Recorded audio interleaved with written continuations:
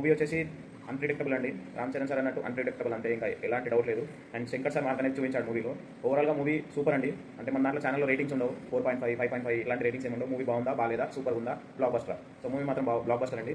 And మంచి message oriented movie అండి. Shankar sir is back అని చెప్పొచ్చు. చూసుకోవచ్చు మీరు, శంకర్ సార్ ఒకప్పుడు మంచి భారతీయుడు, అండ్ దాని తర్వాత ఒకే ఒకడు, అండ్ శివాజీ, అంటే మన పబ్లిక్ యూజ్ అయ్యే మెసేజ్ ఓరియంటెడ్ మూవీస్ ఇస్తాడు ప్రతిసారి. So Shankar sir is back అని చెప్పొచ్చు. అండ్ రామ్ చరణ్ సార్ అయితే యాక్టింగ్తో ఇరగదీశాడు భయ్య. శంకర్ సార్ మార్క్ అనేది ఈజీగా కనిపిస్తుంది మూవీలో.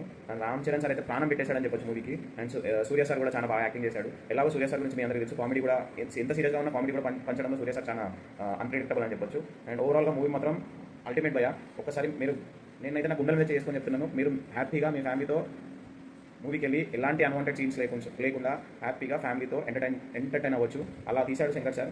అండ్ మూవీ వచ్చేసి Ram Charan sir IAS officer అయితే ఏం చేస్తాడు, సూపర్ మూవీ అండి. నేను ఇప్పుడే 7:30 మార్నింగ్ చూసేసి వస్తున్నాను. అండ్ మోర్ ఓవరాల్గా మూవీ మాత్రం శంకర్ సార్ మార్క్ అనేది కనిపిస్తుంది. అండ్ రామ్ చరణ్ సార్ అయితే మూవీలో ప్రాణం పెట్టేశాడు భయ్య. సూపర్గా ఉంది బ్రదర్. ఒక్కసారి వెళ్ళి మీకు మూవీ చూశాక అప్పుడు చెప్పండి. అండ్ ఇప్పుడు చాలా యూట్యూబ్స్లో నేను చూస్తున్నాను మూవీ బాగాలేదు, నార్మల్ యావరేజ్ అని చెప్పేసి అంటున్నారు. మరి ఎందుకంటున్నారో నాకు తెలియదు. యాక్చువల్లీ నేను అనుకునేది ఏంటంటే, కొంతమంది ఆడియన్స్కి ఫైటింగ్స్ ఉండాలి, హీరో ఎలివేషన్స్ ఉండాలి.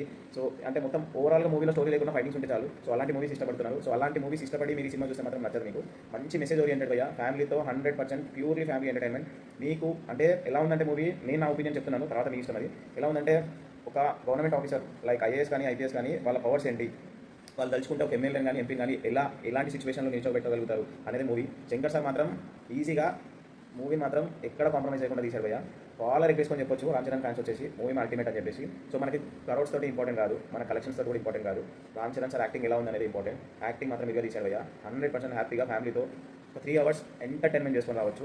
చిన్న పిల్లల నుంచి ముసలి వాళ్ళ దాకా ప్రతి ఒక్కరు మూవీ బాగుందనే చెప్తారు. అంత మంచి మెసేజ్ ఓరియంటెడ్ భయ్య. ఆఫ్టర్ లాంగ్ ఇయర్స్ అని చెప్పొచ్చు, శంకర్ సార్ తీసిన భారతీయుడు, శివాజీ అండ్ మోర్ ఒకే ఒకడు ఇలాంటి మూవీస్ చూసినాక గేమ్ చేంజర్ మూవీ చూస్తే అర్థమవుతుంది శంకర్ సార్ అంటే ఏంటో. సో ఇరగదీసేసాడు భయ్య రామ్ చరణ్ సార్ అయితే యాక్టింగ్. ఇంటర్వెల్ బ్యాంక్ ఉంటుంది. యాక్చువల్లీ మూవీ ఏంటంటే, రామ్ చరణ్ సార్ ఒక ఐఏఎస్ ఆఫీసర్, ఒక ఐపీఎస్ ఆఫీసర్ అయ్యి ఉండి ఐఏఎస్కి ఎలా కన్వర్ట్ అవుతాడు, దాని తర్వాత ఎలాంటి పరిణామాల వల్ల రామ్ చరణ్ సార్ హెచ్ఎస్ సూర్య సార్తో కొట్లాడతాడు. ఇలా భయ్య అసలు తోపు ఇంకా అసలు ఎక్స్పెక్ట్ చేయరు. మీకు గూస్ బాంబ్స్ ఇంటర్వెల్లో. దాని తర్వాత ఇంటర్వెల్ తర్వాత కూడా సెకండ్ హాఫ్ కూడా చాలా బాగుంది. అండ్ అంజలి మేడం యాక్టింగ్ మాత్రం సూపర్. అందులో అపర్ణగా మన రామ్ చరణ్ సార్ యాక్టింగ్ కూడా సూపర్ ఉంటుంది. ఓవరాల్గా మూవీ చాలా బాగుంది. అన్‌ప్రెడిక్టబుల్ అని చెప్పొచ్చు. సంక్రాంతికి 100% రామ్ చరణ్ సార్ హిట్ కొట్టేశాడు భయ్య.